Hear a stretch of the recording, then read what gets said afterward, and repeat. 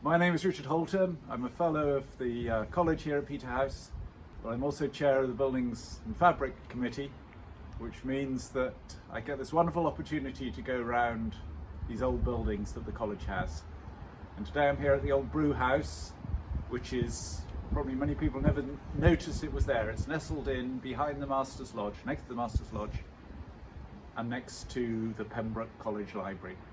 And we're here because we are renovating this building. It's an old building, probably from the 16th century, although it's been knocked about a great deal since then. And I've got with me today Vince Thorby, who is the builder working on it. And he's a carpenter by training, which is just right because this is a wood frame building. And he's going to take us around and show us some of the features of this building and how he thinks it's been put together. So we had an archaeological report done on this about 20 years ago, and Vince has picked up a number of the features that they had picked up there. Some of them he agrees with, and some of them he's not so sure about. So we're going to have a look at some of that. Okay, so Vince, perhaps you could take us around and out the way in. Yeah, Take us through. By all means, it's a pleasure to do the building, as you know. I always enjoy them. The first place really to start is here. We can see this gable is now a couple of metres away from myself, but originally it started life to my left hand, and we know that they shrunk the building in order to build the Master's Lodge. And we know the gentleman who owned the brewery built the Master's Lodge and then donated it to the college at a later date. Now, the evidence for that is we put some services down along the side of the wall, and the footings to the wall are identical to the building. So if we were to take off the cap and stones off the top, we can extend this building all the way through and it wouldn't look out of place. So this brickwork is not part of the original building. We've got an original timber frame building. Yes. And then it was bricked in later when the Master's Lodge was built. They added It's about 1701. 1701, because we've got a lovely big date stone on the back of the building, which helps us out with that one. And we think, because of the bricks are so brittle and overcooked, I think the gentleman who brought the bricks said, right, I'll have 100,000 bricks.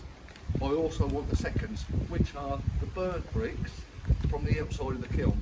So he wasn't going to waste them, he was going to have them, and I believe that is what he's used in here, because they are brittle and not very good for show work. Right. So these are the rejects. They're the rejects. So they'd been ideal for a warehouse. So basically we are looking at a warehouse. He obviously moved to the property from elsewhere in Cambridge perhaps, and built the Master's Lodge, which is an extremely large building as we know. Okay, so just summarising this then. So when he came here, this was a longer timber framed building. He cut the end off, you think, and bricked in the ground floor. Might well have done, yes. The building may have been here, but the building, its timber building itself, didn't start life here. It came from elsewhere. So a little classic that not many people have mentioned this one too. If you look at the door, it's got quite a sizable notch in the door, and the gate has the same. Right. In the frame. In the frame, and we actually accidentally found out what that was for. It's to get barrows through. I see.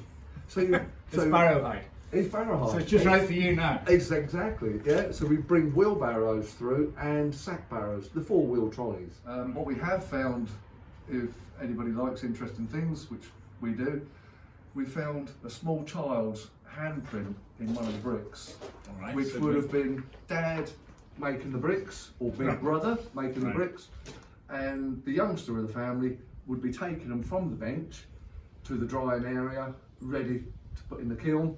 Unfortunately, this one he grabbed hold of and he left his fingerprints inside of the brick, and when the bricklayer laid it, he knew that was there. And you can imagine the conversation that went on from there. Don't lay it that way, everybody will see it. No, we'll lay it that way. They can all talk about it. Right. And today, talking about it. And here we are today, still talking about the handprint in the bricks. Okay, so we're up on the first floor now, Yeah. the end of this gable wall. And you were saying earlier, Vince, that this used to be a jetty building. So Yeah.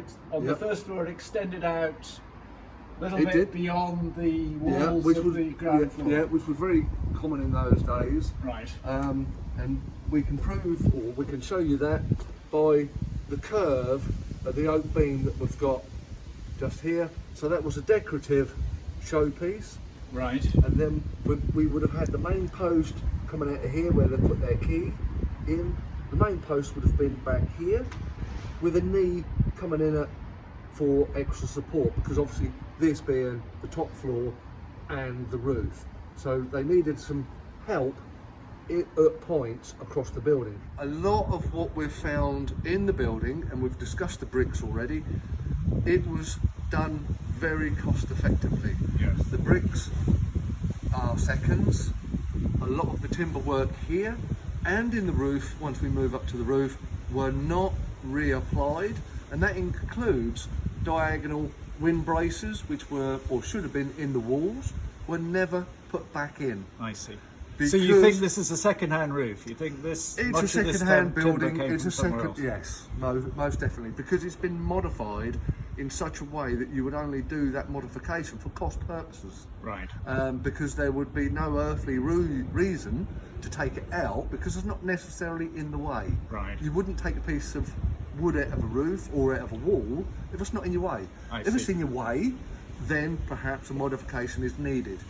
So we know that a lot of the timber was never put back from its original home. I see. So we know that it had been there because we've got the Yes. the The evidence. mortises there where the things would have been put in. Yes. It's yeah. been taken out Now- at some point, probably when they moved the building, and they never bothered to put it back in No. again. And what we've also found is the numbering, which carpenters use the Roman numeral system because it's Right. easy. We can make straight lines with chisels. Yeah, They don't number correctly.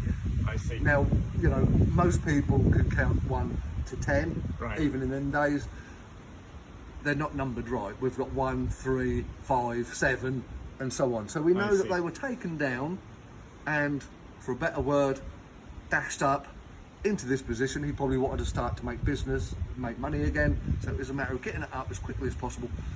How can I save money? Right, let's not put that in. Let's change that. Let's use this instead of that. And that's what this gentleman did. He was very acute businessman. He only put in the bare essentials for the building to hold up. Okay, so now we're right up in the roof. Here we are, yep. Absolutely wonderful. It's what my colleague said. It's like coming to the Merry Rose when you. drive in the Yes, I truck can here. well imagine they see a lot of the same timber work as we did, Right. yeah, and we do. So we've got some discussion as to what structure this roof originally had. Yeah. And in the 2000 report, Yeah. there was a thought that it had crown posts and knees and a fairly fancy construction. Yes, You're a bit yeah. sceptical about that, so maybe you could talk us through how you think Yeah, this I'm was. I'm a little bit sceptical of it because the timber is up here. For one, if it was ever in here, why would the gentleman remove it? It's not in the way. It's Right. above head height. Yeah. He hasn't got any use for this space. Why take it out? So that would lean to it was never put in, Right. because they don't want to waste money taking things out if they're not in the way. You know, if you want to use it as a room up here and this is in your way, then yes, take it out. Yeah. If you're another 2 metres down and Right. this is well above head height, why Right. take it out? Why spend money on taking it out? You don't need to. Right. So- Because this floor is just something you've put in for the working. This is purely for us. There wouldn't have been anything at this height. This No, is just no. We are high actually ceiling, really. at wall plate height for the roof. This is just purely a safety deck for us to work off of, Right. which allows us access to the higher points. So I don't believe they were ever put in because they were never been taken out for no reason whatsoever. Right. And we do know that the gentleman who had this built or moved or brought from elsewhere was quite cagey with where he spent money. Now, what I would suggest is that the roof came from one place, and yes, it had the high level collars in, it had the principal rafters. As it was dismantled, obviously these would have to have been taken out for transport point purposes. you'd basically flat pack it Right. to bring it to this site. Now, I know if they're not needed, would I spend money in putting them back in? Probably not. Yeah. Didn't need them, don't put them in. Going to waste time. So here is one of the original gables, or the original gable, and we know that because we've actually still got a good example of the original pargeting, which is a pattern that they added to the external plaster of buildings. And a way of weighing it up, for a better reason, would be more elaborate the pattern, the more expensive it is to show off your wealth. So we've got a lady by the name of Anne Kettle coming to have a look at this for us next week, and from there we'll be able to learn more history. And we're very keen, and the college is keen, to reincorporate the pargeting back to the external rendered part of the building. And I think that would look really, really smart if we could do that. You were saying that a lot of these carpenters' marks are not lining up. They're not No. exactly as they should No, be. they up here. absolutely do line up, but they don't number correctly. Don't number correctly. Right, so what we would initially think, your gable would be number 1, Yep. principal number 2, principal number 3, number 4, number 5, and so on. What we've actually got is from where the camera is, or where Natalie is, we've got number 7, Yep. number 3, number 2, number 5, number 1. So that also tells me that it wasn't laid out correctly. They were just literally put up as quickly as possible. Somebody didn't make the effort of saying, hang on a minute, you've got the wrong principle in the wrong place. Because it should number 1, 2, 3, 4, 5, 6, 7, depending on the length of the roof. We haven't got 7, so the roof numbers tells us that it came from a longer roof, because we've got 7, Yeah. or carpenter's marks to number 7, Yeah. but we haven't got 7 principles. Right. So there's either some missing or some weren't needed from a longer roof, but they're not numbered in the correct order. And if anybody needs to see what a carpenter's mark looks like, it's always done in the Roman numeral system, because we can achieve a straight line with a chisel. Right. It's just when we get into the hundreds and thousands, Yeah, once you're up to it 100, just- you've got it trouble. just gets a bit complicated. Yes. But often we don't need to do that, and they're quite clearly marked. You can see the 2 on the rafter, 2 on the collar, and then 2 again at the high point of the ridge, which are all connected with a little hearth and a peg, Right. and a square peg and a round hole. Right.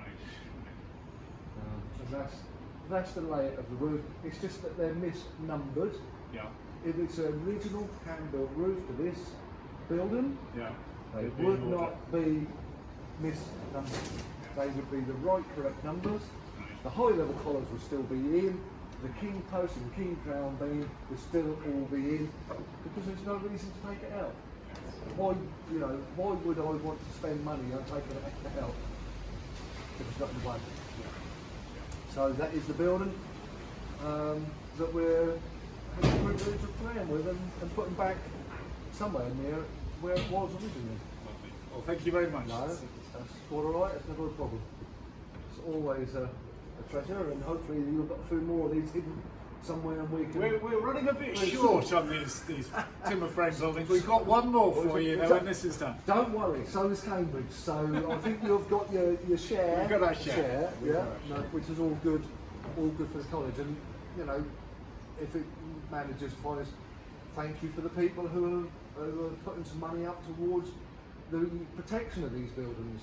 And we can do that, and hopefully we can put another 200-300 years on for you. What's that? What? Getting on for 500, we think. So, Yeah, so I reckon we can match if we that. can match that. Well, I we'd be think we very can good. match that. Very good. Yeah, and that'll be good if I come and prove that we've made That would be very good.